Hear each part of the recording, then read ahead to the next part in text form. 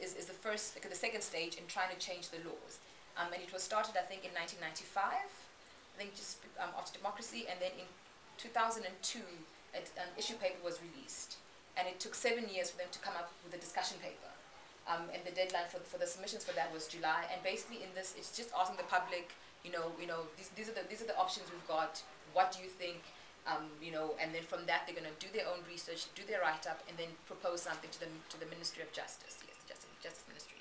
And this is because I think laws in South Africa, have a certain, when laws change, a certain course has to, happen. The public has to be consulted on a number of different levels to make sure that the public actually buys in to the laws. So when eventually they tell you, you can't wear a miniskirt on a Friday, actually, there were processes and there were steps where I could have actually said no to this and I didn't participate, so now you have to live with the law.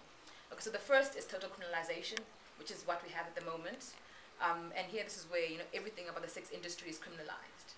And the reason why this law is actually even being reviewed is because people are saying, the law is badly written, the laws are currently not being enforced, and not enough resources are being allocated to ensure that total criminalization actually happens. So if this is the model that, the public and the state eventually goes with, it means then, there'll be training of police officers and there'll be money allocated to ensure that sex workers are actually arrested, prosecuted, and sent to jail, with the intention of eradicating the industry. So the issue is, if you target supply and demand, there'll then be no supply and no demand. The next is partial criminalization, and this is where only certain aspects of the law are criminalized.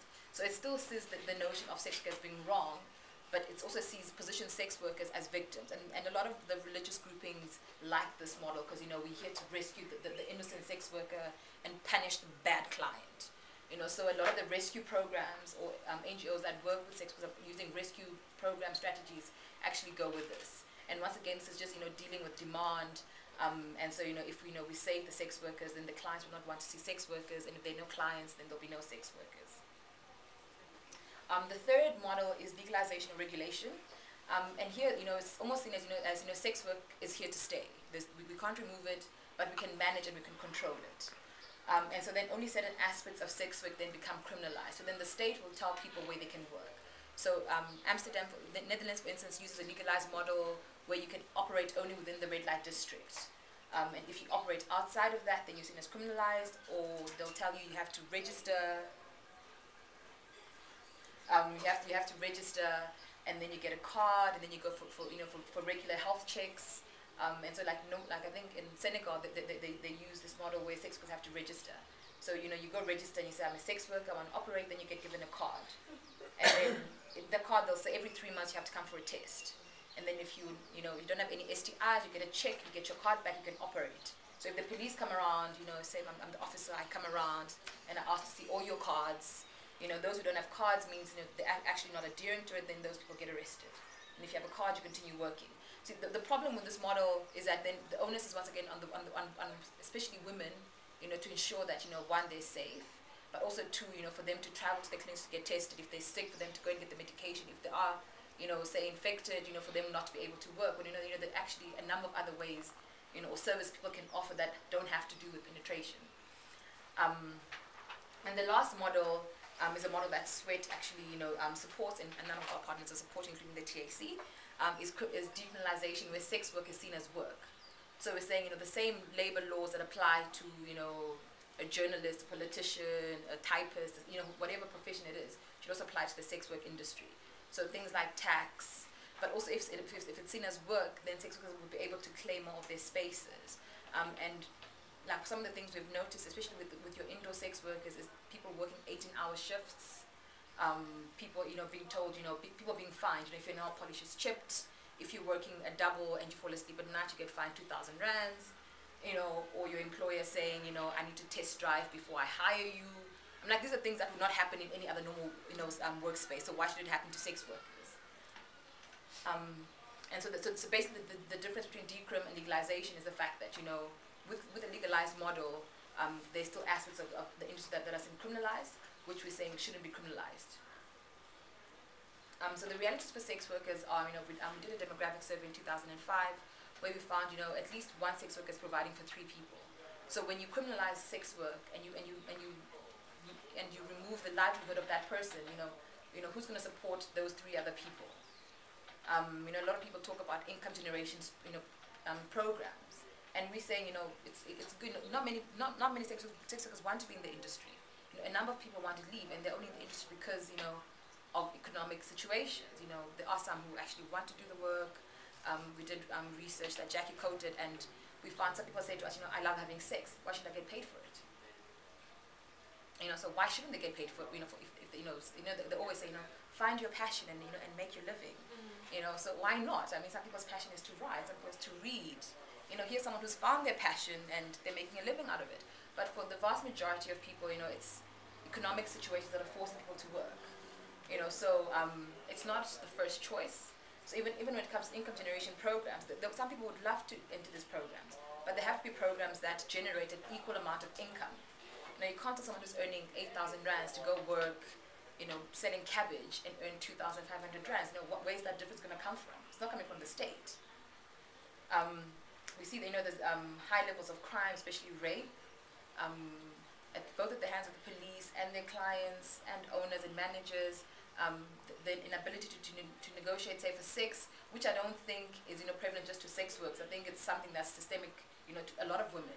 You know, a lot of women are not able to negotiate safer sex with their partners, whether you're a sex worker or you're not. You know, that's just our cultures. You know, you see, you know, clients wanting or offering to pay extra for unprotected sex, you know, and for someone who hasn't made money and someone tells 500 rands extra, you know, it's a tempting offer.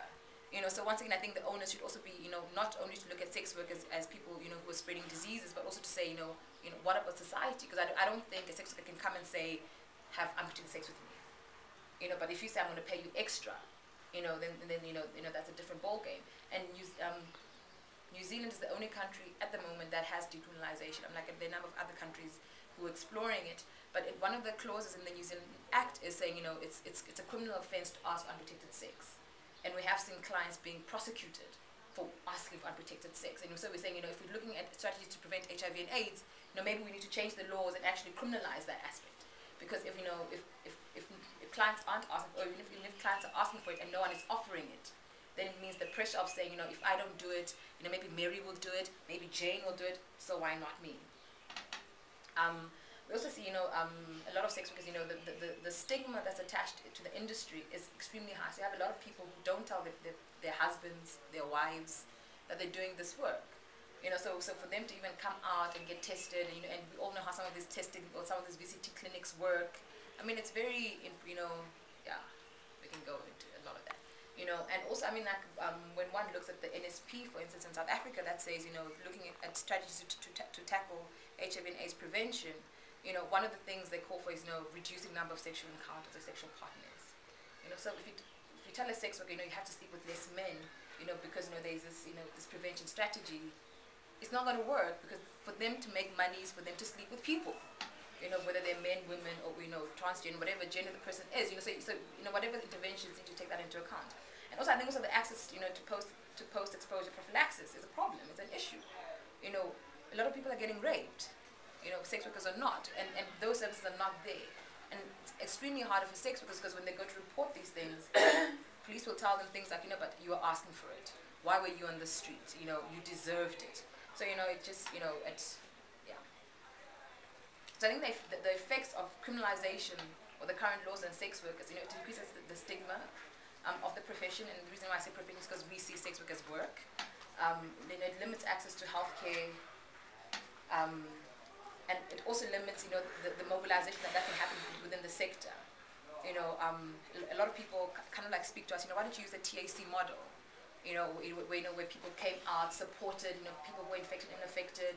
But with sex work, it's not that way. And maybe it's because, you know, we're still at the beginning of the journey and we need to get to, you know, garner more support. So for instance, if you say we're going to have a march, to have, you know, all our partners attend. So even sex workers don't feel that, you know, if I go for this march, there'll be 20 of us, people will be wondering, you know, why are you there? Because, if, you know, I guess it goes back to, you know, in masses we can achieve quite a lot. It again increases the exploitation by the hands of clients, partners, brothel owners. I mean, like, we have cases where a husband finds out someone is working and they say, I'm going to stop working. So you can go work in the agency from 9 to 5. When you come home, I'll be your pimp.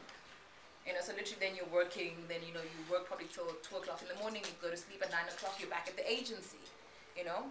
And also increases the risk of contracting HIV and AIDS. With outdoor sex workers, you know, there's the constant fear of the police, which we're now seeing increasingly with the indoor sex workers, with the Vice Squad. But also, I think with outdoor sex workers, you know, it's also, you know, the whole issue, you know, because their work is criminalized. In Cape Town, they also started doing this thing, which I hear was happening in Swaziland, where the police will, if they know or they suspect you're a woman of the night, you know, they will stop you, body search you. Sometimes it's male officers, and if they find condoms on you, they'll say you wanted to go and prostitute yourself. So even if I was walking to my boyfriend, you know, to go have protected sex, I'll get arrested because I have condoms, which then means women are not carrying condoms, and they're relying on their clients to carry condoms.